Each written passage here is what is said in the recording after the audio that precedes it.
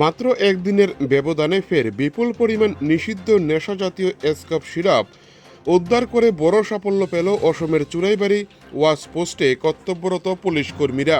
অভিযানে একটি পণ্যবাহী লরি থেকে ৩১,৬৫০ বোতল এসকাপ সিরাপ জব্দ করা হয়েছে। একই সঙ্গে গ্রেপ্তার করা হয়েছে লরির চালককে। উদ্ধার হওয়া মাদকের আনুমানিক কালোবাজারে মূল্য প্রায় ৩২ কোটি টাকা বলে জানিয়েছে পুলিশ। পুলিশ সূত্রে জানা গেছে, সোমবার দুপুরে শ্রীভূমি জেলার বাজারিছড়া থানাধীন চুরাইবাড়ি ওয়াচ পোস্টে নিয়মিত তল্লাশি চলাকালীন উত্তরপ্রদেশের নিবন্ধিত ইউপি 53 ইটি 7181 নম্বরের একটি পণ্যবোঝাই লরি গেটে পৌঁছায়।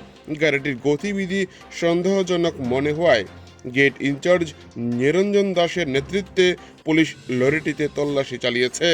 তল্লাশির এক পর্যায়ে ডিমের কার্টুনের আড়ালে অত্যন্ত কৌশলে লুকিয়ে রাখা ৩১,৬৫০ বোতল এসকাপ সিরাপ উদ্ধার হয়েছে।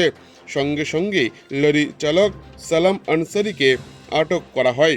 প্রাথমিক জিজ্ঞাসাবাদে দ্বিতীয় চালক পুলিশকে জানায় তার বাড়ি পশ্চিমবঙ্গের বীরভূম জেলায়।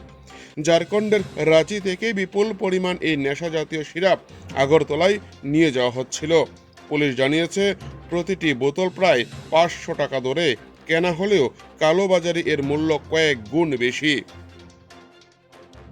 চুরাইবাড়ি থেকে নিজস্ব প্রতিনিধির রিপোর্ট, টিভি 100 বাংলা। আচ্ছা, কোথায় বাসা ওয়েস্ট বেঙ্গল। কোথা থেকে কোথায় যাবে তুমি? রাঁচি থেকে আসছিলাম এদিকে আগরতলা যেতাম। কি মাল মালনগর না তো আগরতলা। কি মাল পাওয়া গেছে গাড়িতে? গাড়িতে সিরাপ কপ ছিল? 20,000। কত টাকার বিনিময়ে এনেছো? কত টাকা না, কত টাকার বিনিময়ে তুমি এই মালগুলো নিয়ে এসেছো?